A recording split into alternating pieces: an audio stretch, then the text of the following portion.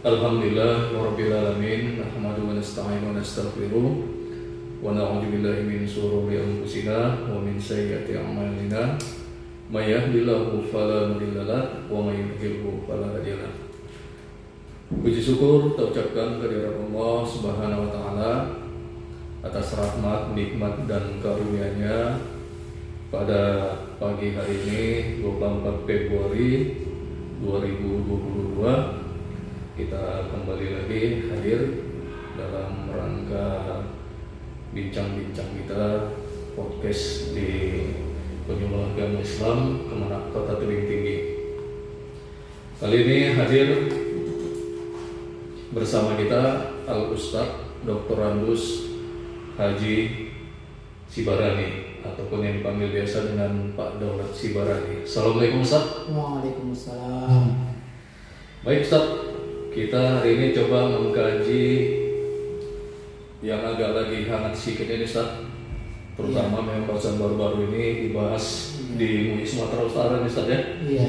Ada 3 poin yang dibahas itu. Yang pertama adalah tentang Imam Mahdi, kemudian yang kedua tentang menutup jalan, dan yang ketiga adalah tentang manusia silver. Nah inilah yang mau kita bahas. Ini sebenarnya macam mana Ustadz? Sehingga timbul perkembangan orang membicarakan terutama Imam Mahdi lah dulu kita bahas Ustaz. Ya, ini gimana Ustaz? Karena sekarang ini banyak manusia mengaku-ngaku sebagai Imam Mahdi dengan tujuan dan motivasi tertentu. Hal ini menimbulkan keresahan bahkan berpotensi terjadinya tindakan kriminal.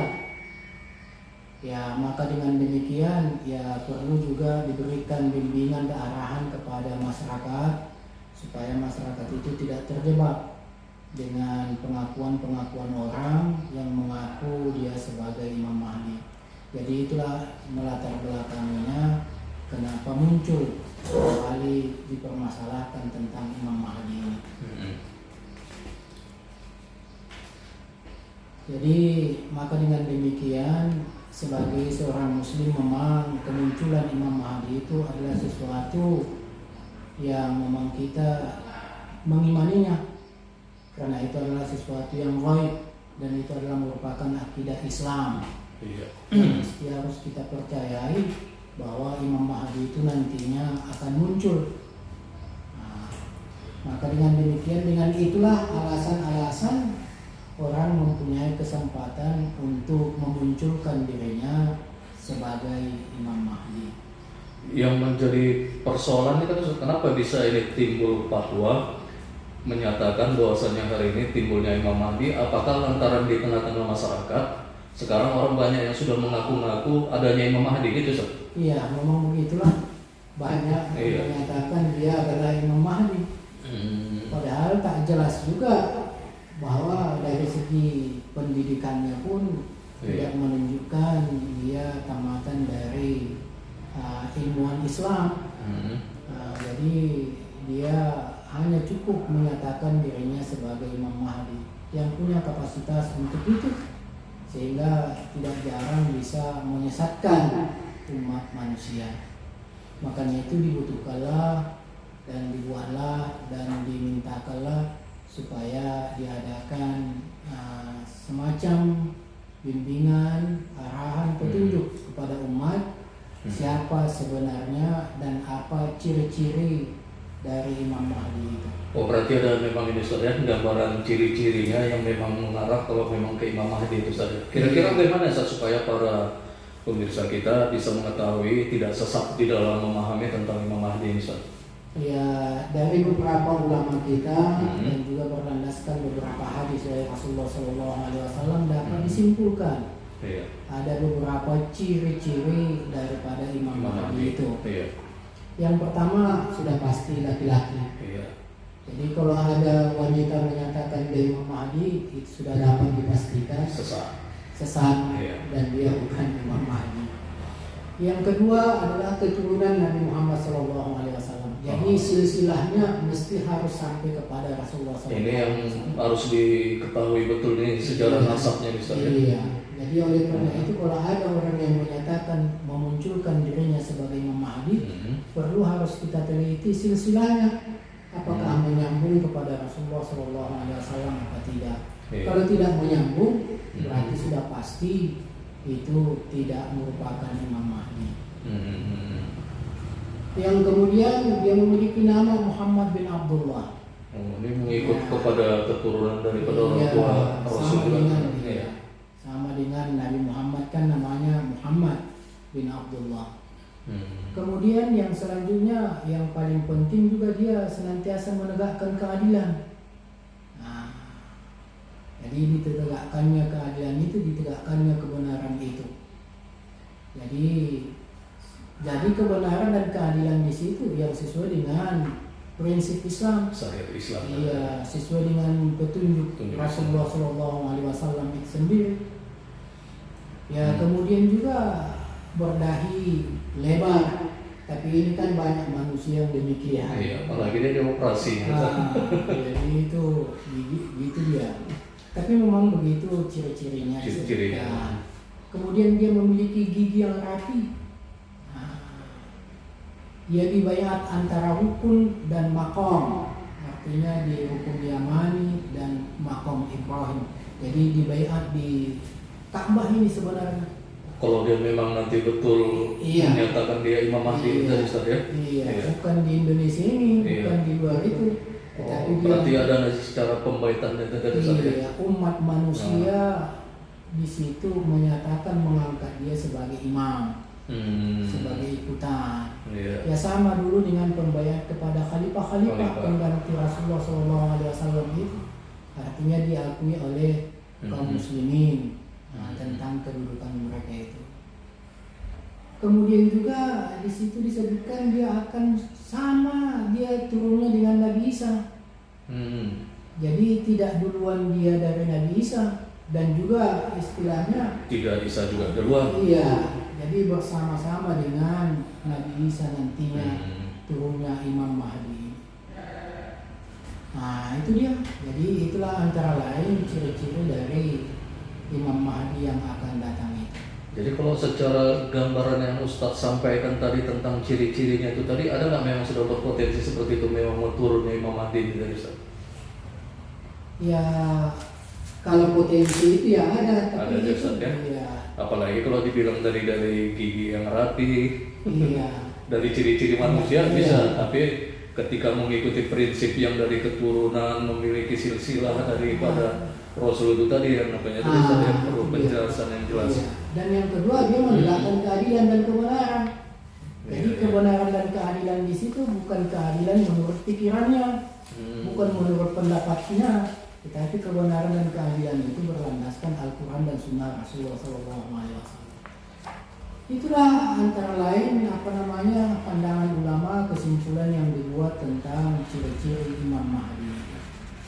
Berarti itulah dia secara garis besarnya. Kalau kita mau mengetahui bahwasanya memang orang-orang yang berani mengaku Imam Mahdi, apakah dia memenuhi kriteria yang ada ini tadi Ustaz ya? Kalau dia memang memenuhi kriteria, mungkin mau kita selaku umat Islam memang wajib mengikutinya kan tidak Ustaz? Tapi kalau udah di luar daripada ini tadi, kemudian mengaku-ngaku, berarti ini termasuk daripada orang yang sesat. Ketika kita mengikutinya juga masuk ke dengan sesat juga Ustaz ya? Betul. Baik. Maka dengan demikian tadi disebutkan bahwa dia itu adalah keturunan Nabi. Dan itu memang dikuatkan dengan hadis Nabi yang diriwayatkan oleh Imam At-Tirmidzi. Dan ini dapat kita jumpai di dalam kitab Tuhfatul Ahwaz, yaitu hadis ke-175-nya. Yang makna hadis itu begini. Dari Abdullah radhiyallahu an, dari Nabi SAW beliau bersabda, jikalau tidak ada waktu dari dunia kecuali satu hari, sungguh Allah lamakan hari itu, sehingga Allah mengutus seorang laki-laki dari umatku atau dari keluargaku, sama namanya dengan namaku dan nama ayahnya dengan nama ayahku. Jadi salah satu tadi sudah kita sebutkan, namanya harus Muhammad dan juga ayahnya namanya Abdullah. Jadi kalau tidak ada namanya yang demikian itu, berarti itu sudah pasti dia bukan Imam Mahdi.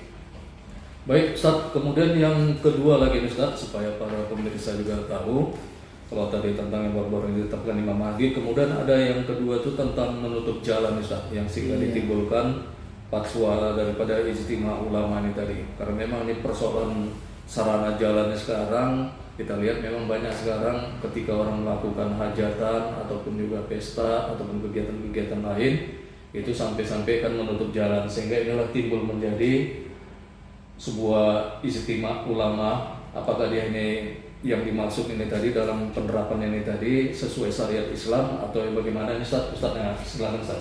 Iya, memang melihat perkembangan zaman dan semakin sempitnya lapangan, dan suka dijumpai kerap kali bahwa rumah-rumah ada itu sangat sempit. Maka kalau dia membuat satu hajatan, maka tidak jarang bahwa yang punya hajat menutup jalan. Sehingga itu membuat kesempitan, kesusahan kepada orang lain. Maka dengan demikian perlu diberikan bimbingan kepada masyarakat supaya mereka itu tidak mudah menutup jalan itu, dan mereka supaya tahu bagaimana sebenarnya hukum Islam di dalam menanggapi hal yang demikian itu. Salah satu kaidahnya di mana nih Ustaz yang bisa kalau untuk bisa menjadi pegangan bagi kita bahwasanya menutup jalan itu adalah salah satu ya mungkin mengganggu daripada stabilitas yang kita bilang. Ada nggak ini Ustaz kaidahnya yang disampaikan Ustaz? Jadi pada dasarnya Rasulullah SAW bersabda, yassiru wala tu'assiru, basyiru wala tunaffiru.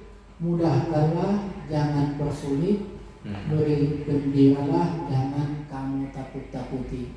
Maka dengan demikian berlandaskan hadis Nabi ini, kita seyogianya mempermudah manusia, jangan mempersulit manusia. Tapi tatkala kita menutup jalan, maka itu akan menyulitkan kepada orang lain.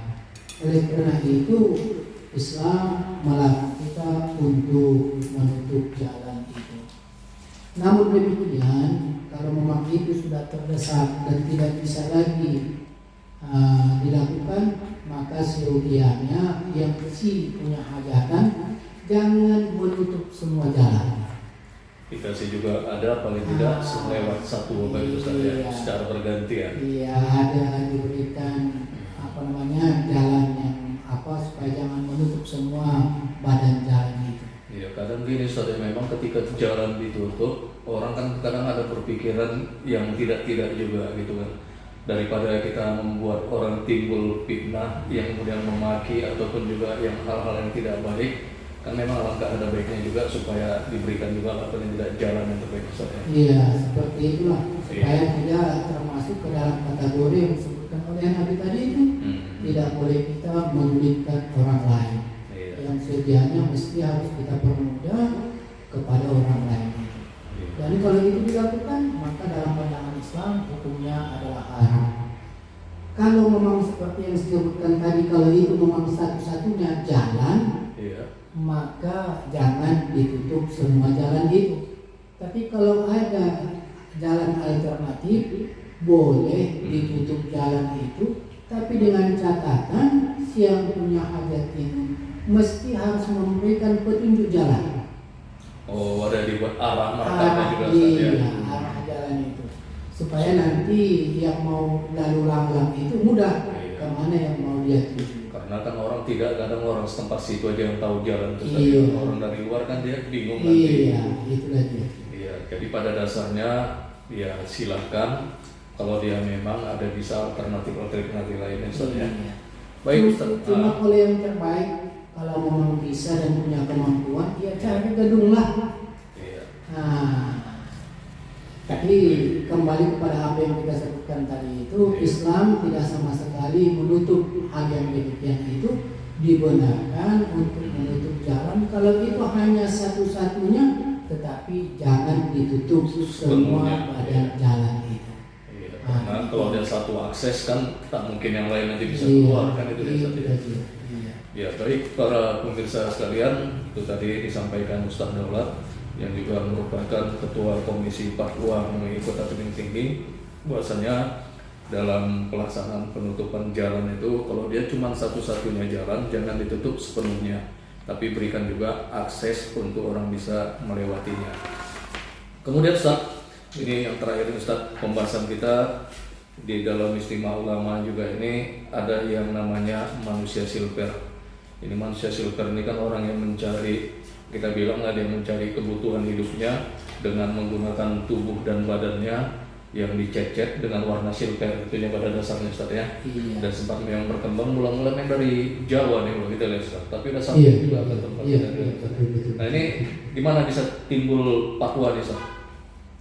Ya, karena memang kita lihat menjamu, khususnya di perempatan-perempatan jalan, di lampu-lampu merah, pada umumnya ada muncul saudara-saudara kita yang mereka itu mencat tubuhnya. Iya. Kenapa dinyatakan silver?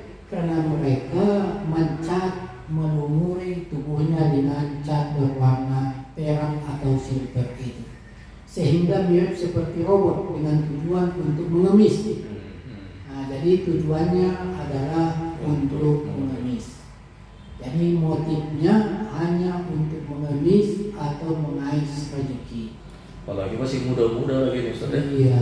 Ini yang kita sayangkan. Kemudian salah satu juga udah syaratnya kan udah merusak kondisi tubuh juga Ustaz ya. Iya. Dengan dia mengecat tubuhnya kan itu ada mengakibatkan apa istilahnya timbal itu Ustaz ya, yang Betul, menggunakan betul, cat itu tadi Ustaz ya. Ini kan dilarang secara prinsipnya dalam Islam Indonesia kan. Iya. Itulah memang di dalam hadis Rasulullah, Rasul menyatakan la turur wa la dirar. Tidak boleh memudaratkan diri sendiri dan tidak pula boleh memudaratkan orang lain. Kemudian dalam Al-Quran Allah juga menyatakan wala tulqu bi'aidikum ila tahlukah. Jangan ceburkan dirimu kepada kebinasaan. Tahluka. Iya, jadi jangan kita, itu diungkapkan oleh Allah dalam surat Al-Baqarah 195. Iya. Jadi jangan kita merusak diri kita sendiri. Maka dengan demikian, karena itu adalah merupakan zat kimia, cat itu mengandung zat kimia, Iya. dan menurut ilmu kesehatan juga pasti itu akan berdampak pada kesehatan kulitnya. Iya. Jadi itu dari secara intinya makanya timbul fatwa nih bahwasannya dalam hal untuk memberikan dana juga termasuk kita salah tuh Ustaz ya, kepada orang yang salah kan itu pada intinya Ustaz Iya, ya. oleh karena itu Allah menyatakan dalam surat Al-Maidah ayat 2, wala ta'awanu 'alal ismi wal 'udwan wattaqullaha innallaha syadidul 'iqab. Dan jangan kamu tolong-menolong dalam berbuat dosa dan permusuhan. Iya. Tadi itu adalah sesuatu yang dilarang. Berarti ketika kita mengasihkan uang kepada manusia silver ini tadi berarti sama kita Berarti berbuat mendukung kita, dia iya, Ustaz ya. mendukung dia. Ikut juga kita jadi terlibat dengan dosanya tadi Ustaz ya. Iya, itu yang disebut dengan subhat. Subhat tadi ya. Iya. Oleh karena itu sebenarnya ada pedoman yang dibuat oleh Rasulullah SAW. Kapankah dia boleh meminta-minta? Nah, jadi di dalam hadis yang sangat panjang, tapi dengan singkat hadis riwayat Imam Muslim disebutkan hanya 3 orang saja yang dibolehkan meminta-minta. 3 orang ya. Yang pertama, seseorang yang menanggung hutang orang lain. Ia boleh meminta-minta sampai ia melunasinya, kemudian berhenti. Iya. Yang kedua, seseorang yang ditimpa musibah, yang menghabiskan hartanya, ia boleh meminta-minta sampai ia mendapatkan sandaran hidup. Jadi misalnya ada kebakaran, Iya. atau Bencana, banjir, gempa bencana. bumi, Iya. maka hancur rumahnya dan lain sebagainya, Itu maka benar, boleh Ustaz. dia meminta-minta. Tapi kalau sudah ada sandaran hidupnya, jangan Nggak boleh lagi terus. Ustaz ya, ada batasan juga Ada ya, Ustaz. batasannya. Iya. Dan yang ketiga, seseorang yang ditimpa kesengsaraan hidup, memang miskin dia, sehingga ada 3 orang yang berakal dari kaumnya mengatakan, si fulan telah ditimpa kesengsaraan hidup, ia boleh meminta-minta sampai ia mendapatkan sandaran hidupnya. Jadi Meminta-minta selain itu, maka itu adalah sesuatu yang diharamkan oleh Allah Subhanahu wa Ta'ala. Dan orang yang memakannya adalah memakan harta yang haram. iya. Jadi yang jelas tadi yang ketiga ini kemiskinannya harus ada 3 orang yang menjaminnya. Oh, ada lagi nih Ustaz ya, 3 orang yang menjaminnya. Iya, bukan istilahnya pengakuannya sendiri aku ini miskin. Jadi harus ada orang yang menyatakan 3 orang bahwa si Ali itu memang Memang betul-betul miskin. miskin. Ya. Maka dengan demikian bolehlah dia meminta-minta sampai dia punya sandaran kehidupan. Iya. Jadi inilah dia timbul yang tadi Ustaz ya, 3 Iya. dalam hal fatwa MUI yang diwacanakan. Bahwasanya pertama tadi itu adalah Imam Mahdi, Iya. kemudian yang kedua tadi adalah Menutup jalan. dan yang ketiga adalah manusia silver. Manusia silver. Baik Ustaz, terima kasih Ustaz atas bincang-bincang kita yang singkat di Jumat ini.